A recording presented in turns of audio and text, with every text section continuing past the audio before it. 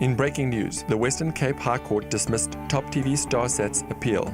Judge Lee Bozalek this morning, December 10th, dismissed Top TV Starsat's appeal with costs at the Western Cape High Court. We give God all the glory for this great victory. Thank you also for your prayers. Thanks to JALSA, Doctors for Life, and Cause for Justice for fighting this important case. We all say no to porn on SATV. Good evening and welcome to Watchmen on the Wall. Tonight we are coming to you from a very auspicious event, which is the Africa Bless Israel inaugural event. And with me I have Pastor Omar Malindi, who pastors a church in Kampala, Uganda. I'm going to be speaking to him about this wonderful initiative to bless Israel. Pastor Omar, welcome to Watchmen on the Wall. Thank you, it's my pleasure, and I'm happy to see you again. I'm very happy to see you, and you're looking so well. Yes. Good. I had the privilege through Joy magazine to interview Pastor Omar Malindi in August 2012 after he had visited South Africa and was the victim of a terrible terrorist attack against his faith, which we will discuss a little bit later. But I'm so blessed to see how this wonderful man of God is doing. And please tell me, why are you back in South Africa? Yes, I'm back in South Africa specifically on this event because one, I'm an African. Two, I'm a friend of Israel, and three, I'm coming from Israel. And when I got much of my problems, I was treated in Israel in a very amazing way. Like you told people, I came on a wheelchair in August. I was being pushed and helped by people, and my face was much disfigured. But you know, I've been treated in a short time in Israel, and these are the things that people are not talking about. But Israel is helping a lot of people and doing very amazing things on this planet that the world need to understand. So I came to share my testimony and my story with the loving people of South Africa. Wonderful. Now, Pastor Omar, for some of the viewers at home who are maybe not familiar with your story, could you share just a little bit about what you did before the attack, what happened with the attack, and you mentioned Israel took care of you, a little bit about that process as well? But what I can say is that I was born in a Muslim family. My name is Omar Malindi. I grew up as a Muslim, but at a certain stage, I decided to convert to Christianity. It's amazing that we have days of human rights, religious freedom, but some people, when we convert from Islam to another religion, we get persecuted. So because of that, I have survived over 10 assassination attempts, including guns and bombs and other things. But on the Christmas Eve of 2011, that was 24th December 2011, I was coming out of my church after preaching in the city of Kampala, and the extremists, they attacked me with acid. Some people doesn't know, acid is one of the burning chemical in the world. So they burnt my face, and my face was disfigured. I was taken into another country. It was worse. I almost died. Then they told me about one of the most successful hospital in Tel HaShomer, that is in Tel Aviv, Israel. That's how I ended up in Israel, and I've been treated there since. And my life is coming back to normal. I could not talk, now I'm talking. Or my mouth and my neck, you know, acid made a very big wound from here up to here. All my skin from here up to the other side, up to here was removed. I had a skin implant and transplant, and I'm happy that I can speak again because I could not speak before. And you saw me, like you said, in August when I was coming at the airport. They were pushing me in a wheelchair. Now I can walk by myself. I came in there and the people who saw me said, "Can we bring a wheelchair?" I said, "No, I can walk," and go to the car. So I'm happy to be here, and I want to encourage people that we need to learn to coexist. If somebody believes differently from you, it doesn't cause you to hunt or to kill that person. So I pray that there will be freedom in Africa and that people will learn to coexist with other people. Now, Pastor Omar, a lot of people, especially Christians, are under the impression that Uganda is a Christian country. So to hear about these Muslim attacks and persecutions is quite shocking. Is there still that tension on the ground between Muslims and Christians, even though the country has got so many Christians in it? Yes, it's challenging to know that Uganda has over 80% Christian. But this happens, some of the things happen and people does not talk about this.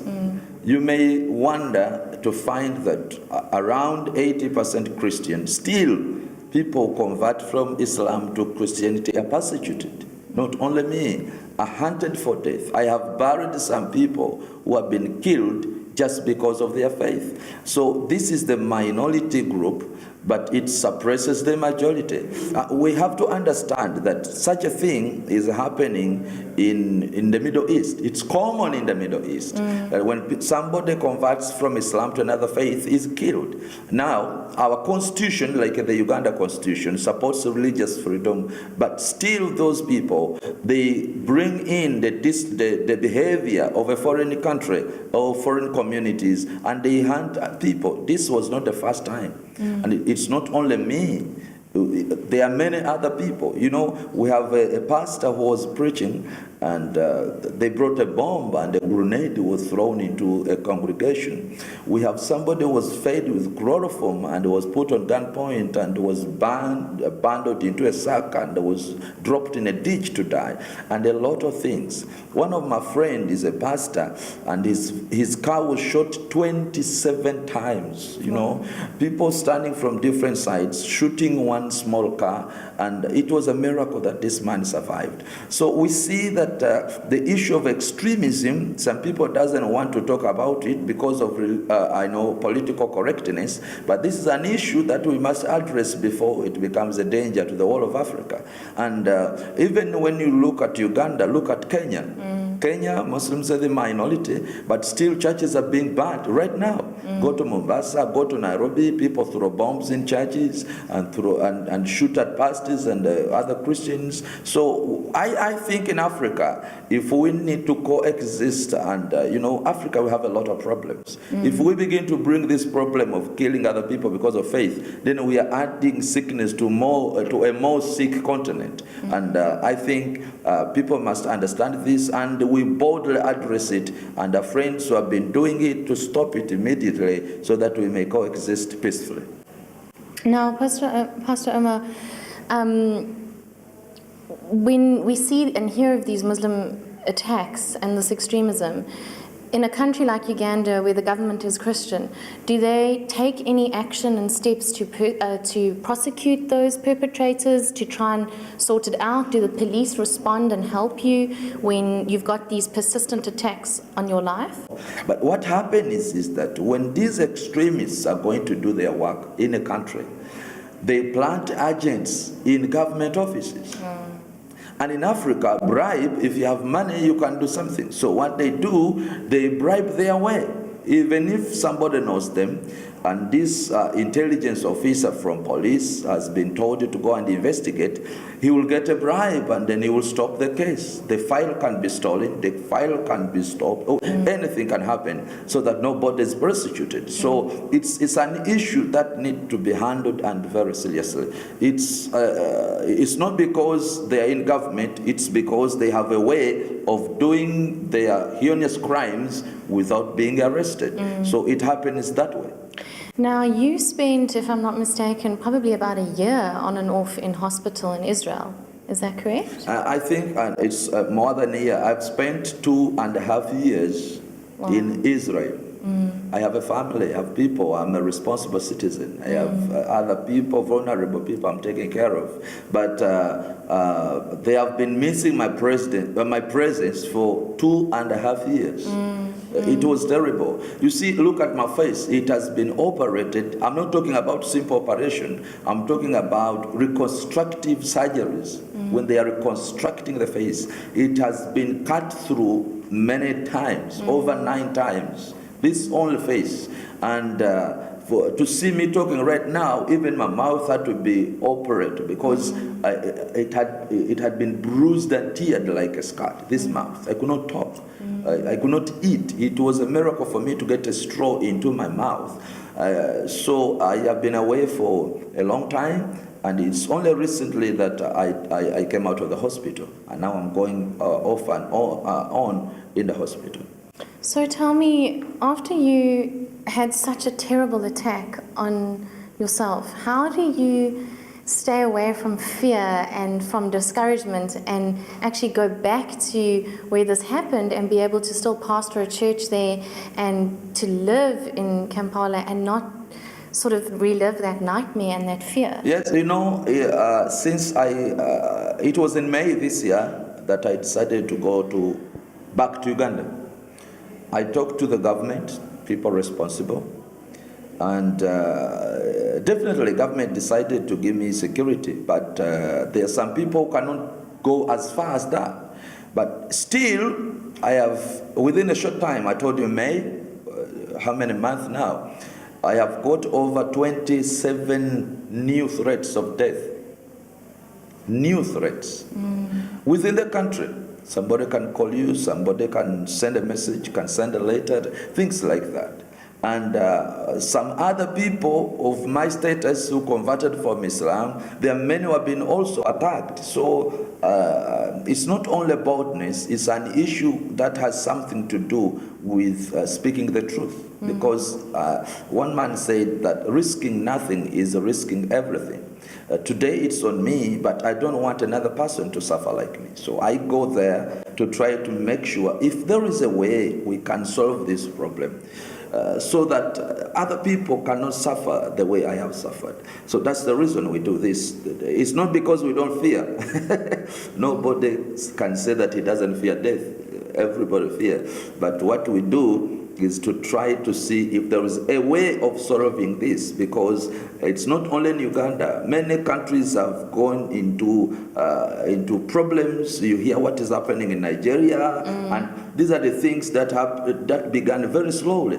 The issue of Nigeria began as if it's a village fight, and everybody was saying that it's tribal clashes. But see where it is now. 300 young girls were kidnapped. Nobody knows where they are. The commander of these terrorists said, addressing the parents, sent them a message that if you know where your children are, you can die now because I have already married them. And the newspaper tells us that he has sold them each for $15. Can you imagine? Selling a girl $15 to another person. So these are the issues that forces us to say that let's try to address this issue before it goes as far as Nigeria has reached, or even other countries. Yes. How have you been able to forgive these people and to not have bitterness in your heart, and maybe even bitterness towards God for allowing this to happen to you? Yeah, you know, part of my faith teaches forgiveness. From the teaching of Jesus, I learned forgiveness. And now, even if I don't forgive them, will I go back to the way I was looking? I was with my life come back in the way it was before. So I decided to forgive the people. I knew that they don't know what they're doing. So I decided to forgive them. And, you know, I'm a young man, you look at me, and I'm a leader. I'm loved by many people. If it was something to revenge, I could have done something, and very serious, because I'm supported by many people in every town of my country.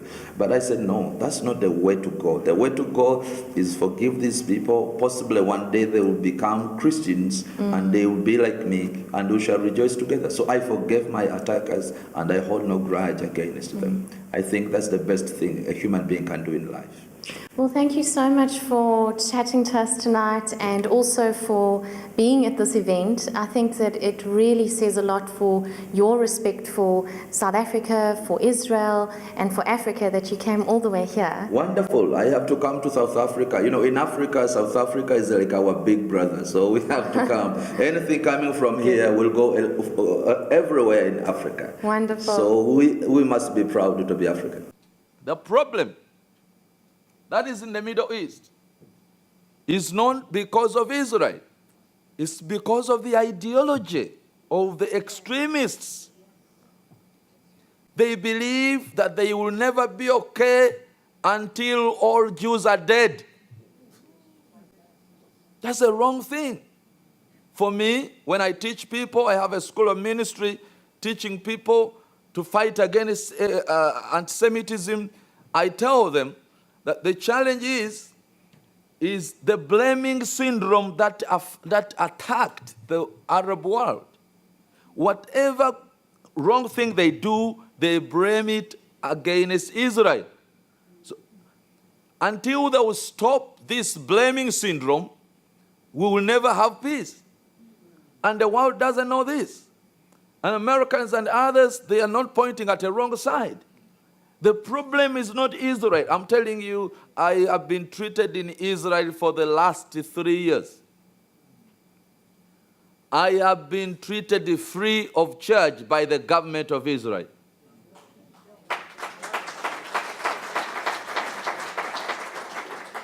And then somebody come and say that Israel is an apartheid state. You provoking Africans by saying that. We African people, we know what apartheid is all about. When I was in Israel, I was somewhere, actually I went to United Kingdom and somebody said this, I said, I'm an African, I'm a typical African man. If you say that Israel is apartheid, you don't know what you're talking about. Because we African people, we know what apartheid is all about.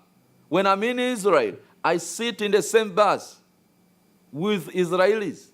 And on the other side, you see an Arab, and the driver is an Arab. Is that apartheid? No. Was it like that during then? Could a black man drive when a white is sitting behind? No. Was it like that? So the people doesn't know what apartheid is all about. I have been in the hospital. This is a fantastic world-class hospital. My doctors are Jewish, Israelis. But some other nurses are Arabs in the hospital. Is that apartheid? No. Those are the things that people are not talking about. I went to Israeli Knesset. I was given an opportunity to speak. But I was so amazed myself to find Arab members of Knesset, members of parliament in Israel, Arabs, Arab ministers. I was so amazed. And the issue is not Israel. The issue is the people to use a wrong method and a wrong approach and demonizing the victim. Next up, we speak to Olga Meshu at the Jewish Museum in Cape Town about her organization's support for Israel.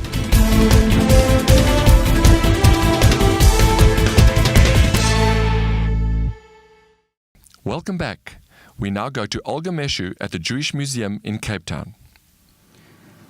Olga and her family love Israel and are unequivocal in their support of the Jewish diaspora. They are great supporters of Israel's right to exist as a state within secure borders. Olga is the Chief Operating Officer of DAISY, which is an acronym for Defend, Embrace, Invest in, and Support Israel. And in this role, she plays a vital part in educating particularly young students on our campuses about Israel and about Israel's cause. It is my pleasure to call on Olga to address us. Thank you.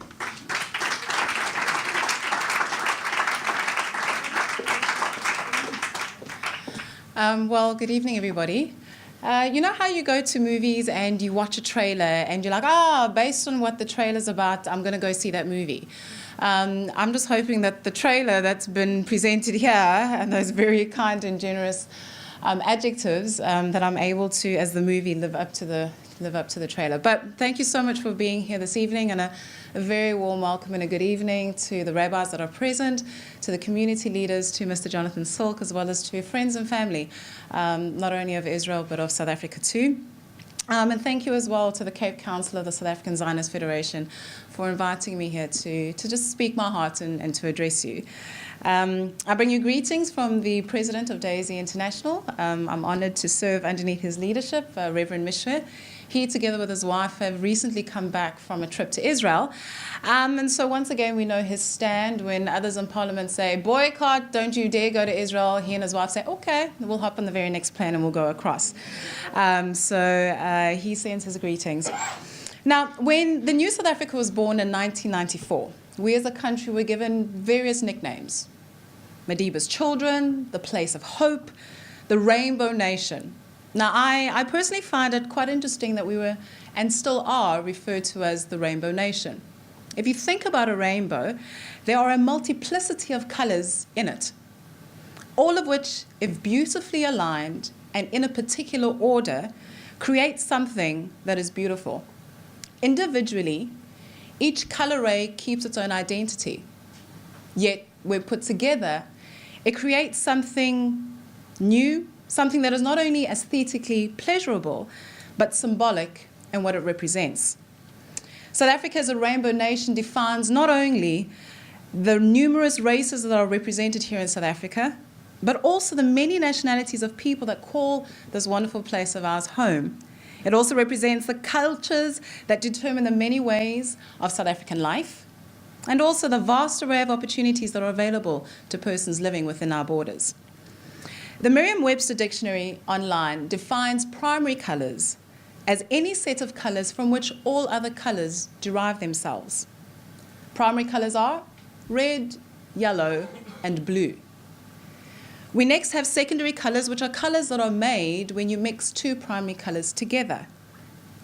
Now, the mixing of those particular primary colors needs to happen, according to the definition, within a given color space. And just emphasizing the last part of that definition, I want you to note that the mixing happens in a given color space. So to my mind, that means that there is an order and a deliberate process with regards to the mixing. Now, before you start to think that you've been invited to an arts lecture by somebody who by absolutely no means is an artist, let me get to the purpose of what I've just explained. And I promise you that I won't make any of you a Picasso or a Guy Benair or a Gilad Ratman, although that might be an interesting unplanned consequence of today.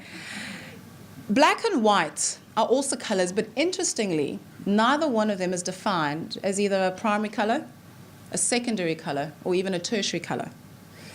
White is defined as having no hue due to the reflection of all light. In turn, black is defined as also lacking hue and brightness, but as a result of absorbing all light. So black and white are the opposite of each other, yet at the very same time, they're the same. They both lack hues, and they are both to the extreme. With each of them, what you see is what you get. Oh, how simple life would be if everything were black and white. I mean, gone would be the complexities of politics in the Middle East. Gone would be the complexities of the real intentions of the BDS campaign, what South Africans, as well as the rest of the world, are saying about Zionism, and frankly, all complexities of life would just disappear. Now, back in Johannesburg, I go to Old Active's, Old Virgin. Let's try that again. I go to Old Ed's Virgin Active, the gym. And in September, on one particular morning, I was traveling from gym to work, and I couldn't use my normal route because of a security blockade. I was highly annoyed, and then it hit me that, okay, Olga, today is Shabbos. And as I thought about the blockades that were there, I immediately became grieved to my core. And the reason for it was, come on, South Africa, we have got to do better. I mean, how do we as a country that comes from a place where because of the color of one's skin or because you failed the pencil test, you were restricted in your movement? In this day and age, because of crime, we have huge walls that restrict our movement. We have communities and neighborhoods that are blocked off by boom gates. So how was it and how is it that here are a people who, just because of their different faith, have to procure additional security in order to protect themselves? How can that be right, particularly here in South Africa? Now, because of our many differences, black and white define the way that we live, but if we want to live harmoniously together, it's not always possible to either be black purely or to be white purely. There are moments when we do have to compromise, moments when we deliberately have to mix black and white, moments when we do have to be grey. A prime example of this is a relationship. Show me any relationship where there is no compromise, and I'll show you a relationship that's not successful. Grey is in fact a beautiful color. As I look across the room this evening, there are several heads of grey. And those heads of grey represent a wisdom and experience that all the degrees in the world cannot give you. Grey serves also as a neutral color. Ask the ladies predominantly, but these days the men are also doing their thing when it comes to dressing. If you take two colors that ordinarily you cannot combine, you need a neutral color. You take that neutral color and voila. Two colors ordinarily that would not be able to be put together can exist together. Grey, however, can be dangerous. It is dangerous when it causes certain things to become unclear. It is dangerous when it causes lines to be blurred, when it causes stands to be uneven, and when it causes life as well as approaches to be unfair. That grey comes from a place of compromise, of truth, a place of compromise of identity, and a place of compromise as to what is right and what is wrong. Apathy and a refusal to make a stand are also forms of a dangerous grey. On several occasions in the book of Deuteronomy, we are instructed to teach our children the ways of Hashem. In fact, throughout the Bible, that particular instruction is given. The psalmist wrote in Psalms 145, verse 4, "Let each generation tell its children of your mighty acts, and let them proclaim your power." So here's a very clear, very deliberate instruction for the events and or the acts of a person or a generation to be passed down. And why we might think, my answer is so that people should never forget. A people who forget their past will repeat the very same mistakes that were made. Possibly as well, they will lose their heritage, and more importantly, or rather more dangerously so, lose their identity. I've had the blessing of speaking in various forums, particularly Jewish forums, over the last couple of months, and one of the questions that continues to plague me, whereas I get excited and appreciative of the older generation that is active in their communities and that is there, the question that plagues me is, where are your young people? Where are the young people that will one day take over the reins of leadership in your community, in our community, and in the various organizations that you represent here today? May I challenge you to talk to your children. Talk to your youth openly and honestly about what's going on in this country, about what's going on in your community. But talk to them as well about the contribution that they can make and that they must make to South Africa. Yes, there is an evil that's out there that we would rather not talk about, or perhaps rather only talk about. And yes, there is a threat that very well may want them to just only stick together. Not to have to stand up, not to have to expose themselves, not to have to side with either black or white. But friends, I say tonight that there is also the potential for beautiful relationships to be formed. When a people come together recognizing that actually there can be harmony in black and white, that there can be harmony in a deliberate mixing of that black and white for a good grey. One just has to think of piano keys, black and white. You put them together in a deliberate fashion, and what comes out? A beautiful melody. Young people, we cannot keep silent. We cannot only be concerned about what is our next purchase, what is the next piece of clothing that we wear. What is the next social event that we're going to? More of us need to rise up and become visible and become courageous on issues of black and white. Become courageous on issues of the right kind of grey. You might remember that when the struggle for apartheid and for freedom from apartheid reached a plateau, in 1976 there was an uprising. An uprising that served as a catalyst to get things back on track. And ladies and gents, who brought about that uprising? Young people. Their fearless actions acted as a catalyst towards the democracy and the freedom that we enjoy today. So when we turn on our televisions and we read the newspapers and we listen on the radio and we see ISIS beheading yet another person, when we see Boko Haram just infiltrating an assembly in Nigeria and blowing up themselves as well as other students, when we read on the media, in the media, of the killings that happened today, this morning, Jerusalem, how, I ask you, can we keep silent? How can we not choose to be black or to be white? Now, in order to effectively respond to various campaigns to vilify Israel, such as Israel Apartheid Week and the BDS campaign, the Jewish diaspora across the world and our friends and family here within South Africa, you need friends. You need South African friends. And may I be so bold as to say you need black South African friends. Black South African friends who bore the ugly brunt of apartheid and whose children, to an extent, still carry some of those scars and experience some of its prejudices that refuse to go away. It's our war too. On Monday, Daisy will be taking 27 young people from 7 universities across this country, and I'm so excited about it. And these young people, ladies and gents, aren't young people who don't know what they're talking about. They are passionate, they are bold, they are intelligent. We've got people studying PhD degrees all the way down to head prefects of high schools that have risen up to the cause and say, you know what? We dare not allow our history to be misused because of a lie of some people who, bless their foolish hearts, wants to see the elimination of Israel.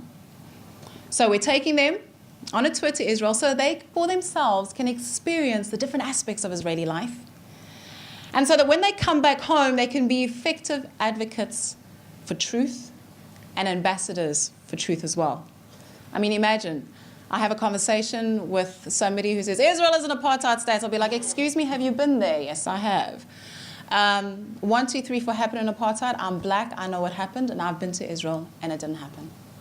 And not only are we taking black young students, we're also taking white young students, and in fact, we're taking Africans as well. So it's a wonderful mix of passionate, bold young people.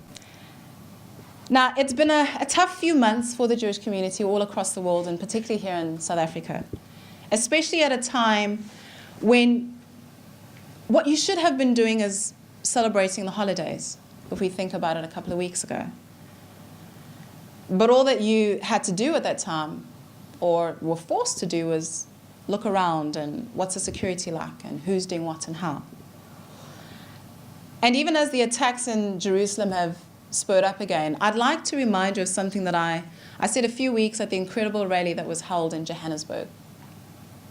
When, as a result of their actions, they make you feel as if you don't belong in South Africa, or they make you fearful as to whether you can walk freely as a Jew in the streets of a country you call home, know that there are people who say, not just with their mouths, but with their actions as well, we stand by you. We stand with you. You are our friends, and we love and we appreciate you. And to all the Jewish youth who study at South African universities across the country, know as well that there are young people on university campuses who have got your back. You're not alone.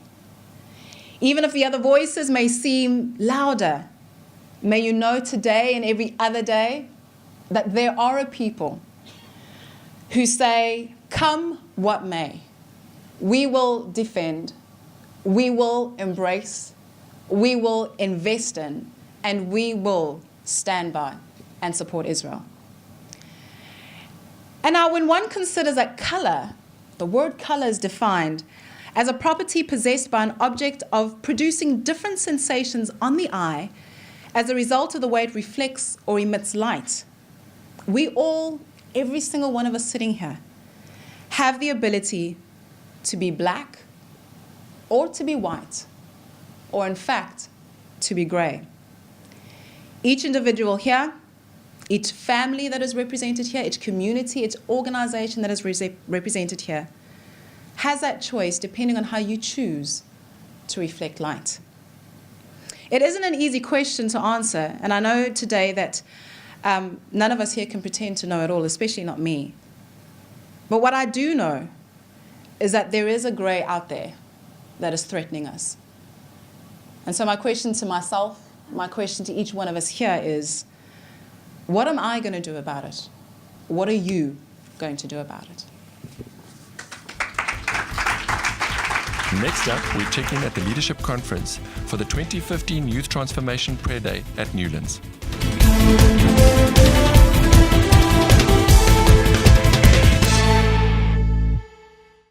God gave a vision in the year 2000 about hiring the stadium. It was a big issue. It was through that I met people like Pastor Barry Isaacs and many of the Trevor Pierce and many of the leaders at that stage that were doing much prayer and much coordination in our city. And I just want to say that this is not one man's plan or one man's dream. It's God's plan and God's dream.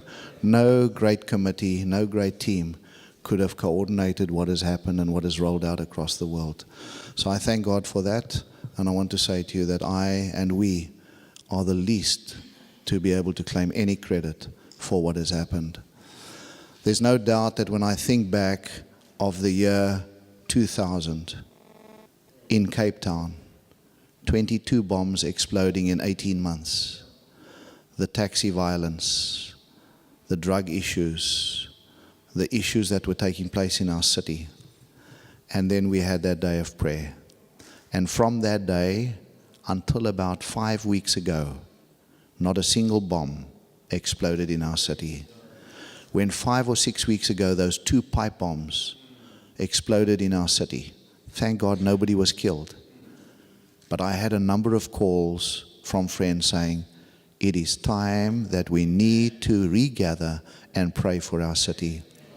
You know, when we think of Steve Swart and the many other people that are in Parliament and that are really fighting the good cause out there, and I think of the pastors that are so concerned about our city, and we think of unemployment, and we think of crime, and we think of Ebola, and we think of HIV/AIDS, and all these various things, we can so easily become despondent and negative. But by the grace of God. And I believe that we, South Africa, who is often spoken about as the rainbow nation, the rainbow has not disappeared. And I believe that God has got a special purpose and a plan for South Africa and for Africa. Some of you that know the vision, which had come in 2 phases, one in the middle of 2000 and one in early 2002, just before we had the second day of prayer, will know that I had, as a conservative Methodist boykie, being under the Spirit on the floor with an electricity going through my body, I understood that what, with my feet in Cape Town, my head in Egypt, West Africa, East Africa, with this cross, with Africa formed around this cross, that I clearly understood that what would start in the southern tip and would roll out across Africa. And then I saw these 2 arms that expanded out and out around the whole of the globe, and God pulled the whole of the globe into his chest as a mother would caress a newborn baby. And that is exactly how GDOP rolled out from Cape Town, South Africa, Southern Africa. By 2014, 4 years later, all 56 nations in Africa, 22 million people on the day prayed the same prayer between 3 o'clock and 10 past 3 on that day. And across Africa, as we got feedback, people said the most special thing of that day was that joint prayer that we knew that was being prayed across the whole of Africa. I remember the day here when we had Dr. Bruce Wilkinson here, and we had Ed Silvosa here, and afterwards we drove away here. And as we got in the vehicle and started driving, Bruce Wilkinson said, do you realize that this is the first time in the history of the world that an entire continent, in every one of those countries, that people have prayed the same prayer of anointing over a continent? Now, friends, we can look back and we can say, well, there've been positive things, but there's a lot of negative things. And I believe that this vision that God has given Kyle is a God-given vision. I believe that I have said I will come in full support of what God has told him to do. When he came along and shared the vision with me and Barry and a few others, I asked the question and said, Kyle, are you sure? Must it be Newlands? Mustn't it be Velodrome? Mustn't it be a 4,000-seater instead of a 55,000? And I was reminded those were all the questions that were asked of me when that vision came for the first Newlands. And I almost had to reprimand myself and say, hey, don't do what so many did to you at the time. Don't bring doubt. If this man is convinced that God has given him the vision, and I listen and I believe it, then I must support it. Wow, what an honor to be in South Africa. God has mighty things for you.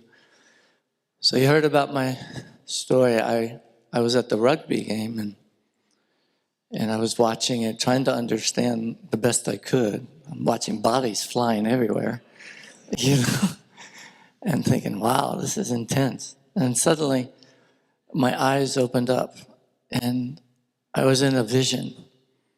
And it was as though the stadium turned into a complete different thing for me. Because the first thing I saw angels that were sweeping the stadium. And they were sweeping every part of the stadium. They were going through the stadium and they were beginning to sweep the stadium. And I heard the Lord say that I'm preparing this stadium again and that it's going to be filled with people. And I just saw angel after angel that was walking, and I felt them when I walked in here this morning. They're here. And I saw them as they were cleaning and cleansing and purifying. And then the next vision I saw hands of young people raised up to heaven, and they were worshiping, and tears were flowing down their eyes, and they were weeping and crying and being touched by the power and the presence of God. And I saw that as they were doing that, I saw fathers and sons and fathers and daughters and families coming together. I saw families being restored, and I saw God bringing restoration to families where there hasn't been restoration. And I saw, as those families were being restored, I saw them bringing all their stuff, paraphernalia, all kinds of stuff, and bringing it in to the arena and into the center on the ground. And I just felt that it was beginning to break through in a new way. And I saw that all the evil, and then a river started to rise up. And that river began to rise. The river began to rise, and as it did, it began to come out like a river out into the streets. And as it did, the debris and the corruption and whatever else I saw, corruption in your city, corruption in your state, corruption in this nation, that I saw God begin to raise the level of the river, and that it began to wipe and clean and purify and set the place free. And I sat there and I said, well, Lord, if this is truly a vision from you, at that time I didn't know the history of what was going on. I said, if you want me to share this with Graham, then I need to share this with Graham and Larry. And I said, but I want you to give me a sign. I said, you always confirm your word with me with signs and wonders and following. And so I asked for a sign. And the Lord said to me, watch Western Province win, because the day that they win will be the day that I step into Western Province.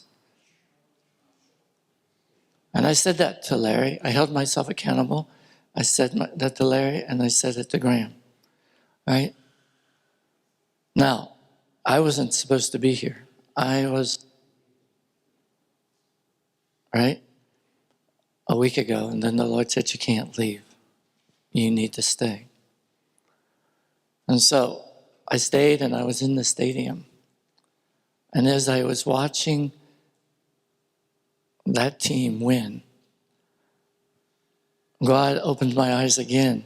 And if you remember at the end, there was this exuberance where people were raising their hands and shouting and running onto the stage and just overwhelmed, right, with excitement. And I actually recorded it because I wanted to keep it, because in that moment I heard the Lord say, that's about what's about ready to happen in the stadium again.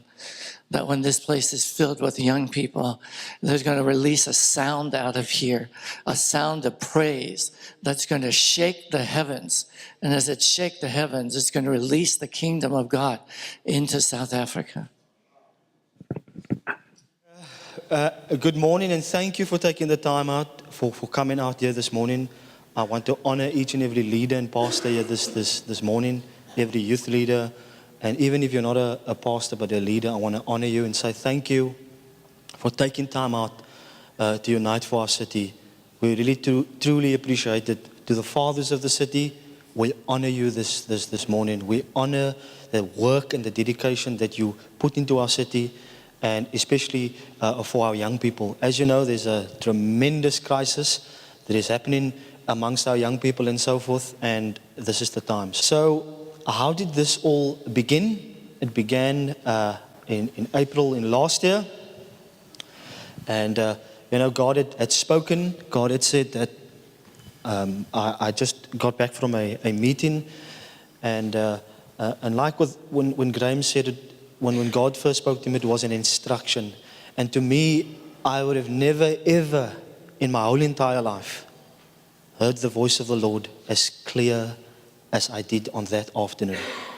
As I got back to my office, I heard the Lord say, Youth Transformation Revival, Newlands 2015. Now it was 2013 then, but he said 2015. I didn't know why. This didn't make sense to me. And to be quite frank and honest, I did say to the Lord, why me? Why did you choose me? I'm not worthy. I don't feel that I can do this. I wanted to shove it off. But what I did was, as a reminder, I wrote it on my board at the back. I wrote it down, and I would have left it there just in case I was hallucinating or imagining. And then when I got to the office the next morning, there it was in my face. And immediately I acted upon what God had spoken. And I went to go and see a few people that was involved with the stadium event and said, you know what, just check this out. What do you think? Is this of the Lord? And everybody felt at that time it was the Lord. Now, at that time, we had a youth network, about 20 pastors that would gather every month, that we would just encourage one another and so forth. And I took it to them, and I said, this is what God has given. What do you think about it? Should we do a gathering? And so forth. They said, no, let's do one on the 16th of June, which is on Youth Day. And we did a little small event at City Park Stadium over there. But I would have never have known up till today, if this was not of God, if this was not God's hand in it. And I can honestly tell you, there was no manipulation, there was no pushing. God had just brought everything, brought the right people, brought the right context, brought everything into place. And really there was no struggle, if it was so to be. Everything that has been confirmed, even up to, as you heard, Ron's prophecy, which is so amazing. And we then had build-up events for the stadium. And one of the things that we were concerned about we had numerous pastors and leaders gatherings on a monthly basis, sharing the vision. We've been busy with this for the last year and a half. Some of you have been in those gatherings. And what we then decided was, to add on to the vision, was that this would not just be a once-off event, a big showpiece, and then leave. No, God has a specific plan for this day. He has a specific purpose for this day. And we would see the restoration. We would see young people being restored to their first love again and so forth.